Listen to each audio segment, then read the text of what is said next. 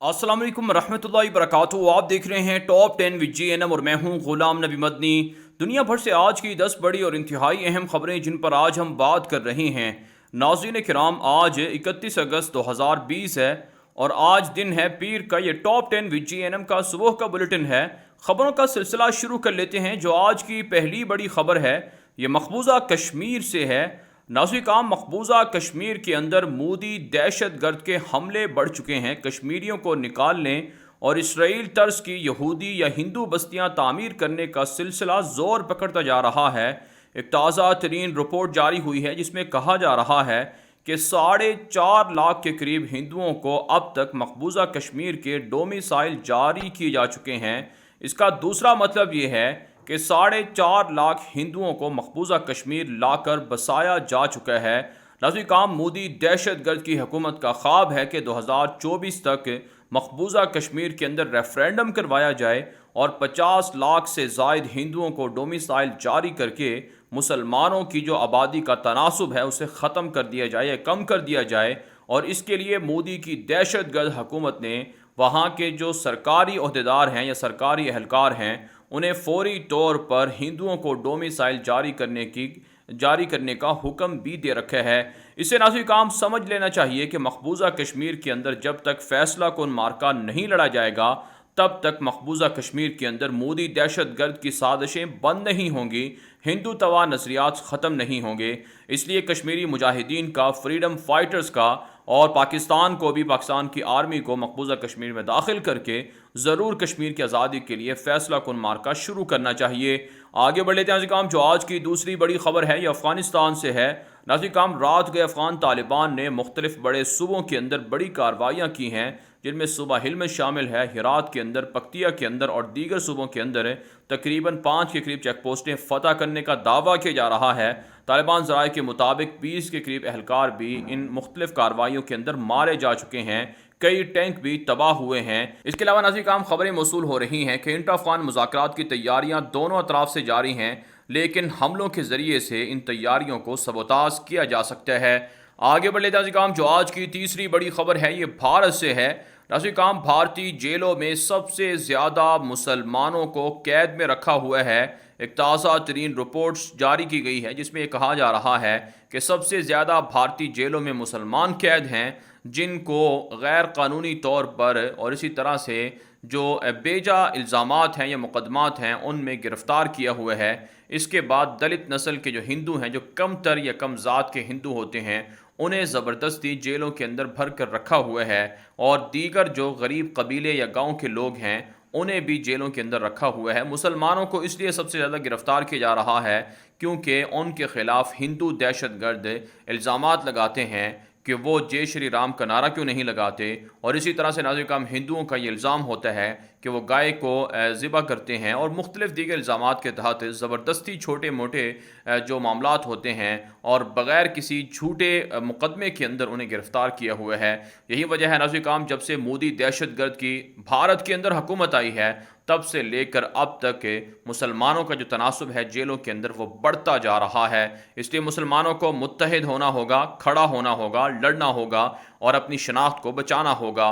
इसके अलावा ख़बर यह है कि सैलाब से 15 लाख से ज़ायद भारत के लोग मुतासर हुए हैं और मोदी दहशत गर्द सारा का सारा आवाम का पैसा असलहे की ख़रीदारी में इसराइल, रूस और अमरीका को दे रहा है। जबकि नाज़रीन काम, कोरोना से भी हलाकतें भारत के अंदर इस कदर बढ़ चुकी हैं कि अवाम रोज़ बरोज़ उनकी तादाद बढ़ती जा रही है मुतासरीन की। दुनिया के अंदर कोरोना ख़त्म हो चुका है लेकिन भारत के अंदर बढ़ता जा रहा है। आगे बढ़े नाज़रीन काम, जो आज की चौथी बड़ी खबर है ये तुर्की से है।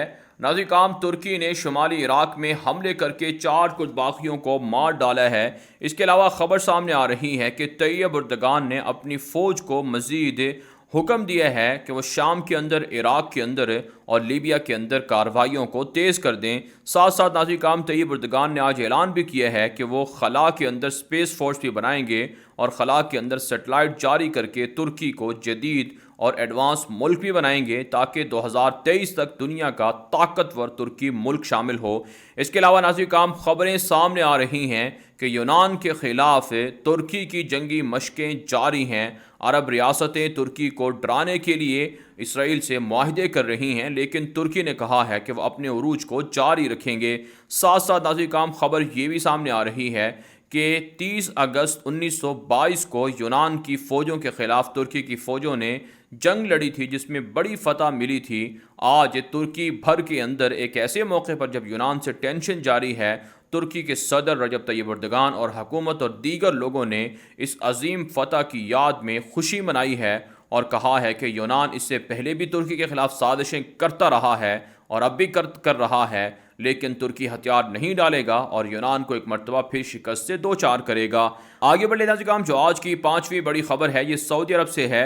اطلاعات موصول ہو رہی ہیں کہ سعودی عرب کے شمال میں گیس اور پیٹرول کے 2 نئے ذخائر یا کنویں دریافت کر لیے گئے ہیں۔ ارامکو جو سعودی عرب کی تیل کمپنی ہے اس نے یہ 2 نئے ذخائر تلاش کیے ہیں۔ اس سے پہلے بھی ناصری کام سعودی عرب دنیا کے اندر تیسرا بڑا ملک ہے جہاں پر سب سے زیادہ پیٹرول کا ذخیرہ موجود ہے۔ اور ساتھ ساتھ ناظرین کرام خبر یہ بھی سامنے آ رہی ہے کہ حوثیوں کے حملے سعودی عرب کے خلاف بڑھ رہے ہیں اور سعودی عرب کے گیس اور پیٹرول پر اس سے پہلے بھی کئی بار حملے ہوئے ہیں۔ اب اسرائیل کے ساتھ تعلقات سعودی عرب کے کہا جاتا ہے قائم اگر ہو گئے تو یہ حملے رک سکتے ہیں، لیکن اسرائیل بھی سعودی عرب کے ان وسائل پر قبضہ کر سکتا ہے۔ ساتھ ساتھ ناظرین کرام خبر موصول ہو رہی ہے کہ قطر کے 50% جو گیس ہوتی ہے قدرتی اس کو برطانیہ خرید رہا ہے۔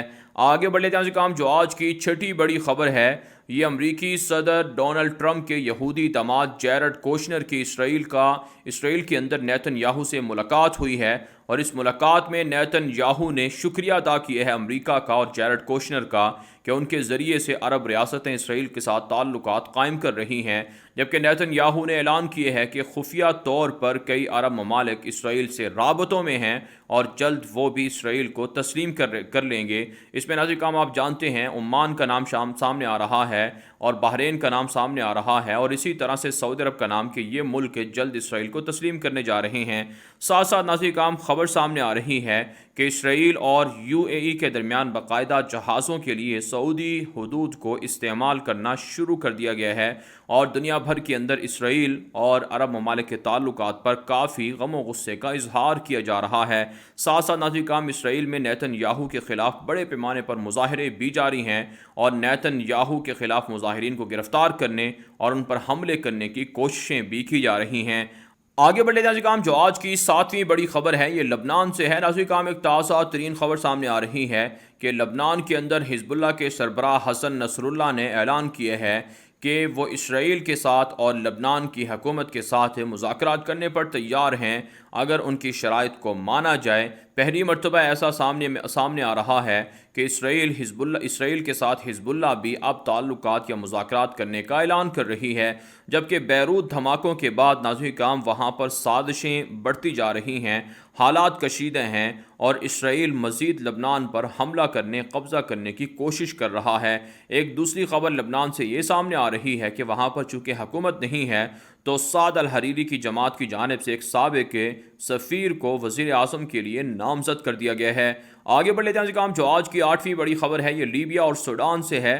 ناظرین کرام لیبیا کے اندر باغی ہفتر کے حملے جاری ہیں اور ان حملوں کے اندر نہتی لیبیا عوام کو ٹارگٹ کیا جا رہا ہے۔ حالانکہ جنگ بندی کا اعلان کیا گیا تھا لیکن اب اس جنگ بندی کی خلاف ورزی کی جا رہی ہے، جس کے جواب میں ترکی اور لیبیا کی فوج نے حملے بڑھا دیے ہیں اور باغی ہفتر کے جو اتحادی ہیں روس، اسرائیل، مصر، متحدہ امارات، سعودی عرب وغیرہ ان کے خلاف بھی اقوام متحدہ کے اندر شکایت کی جا رہی ہے۔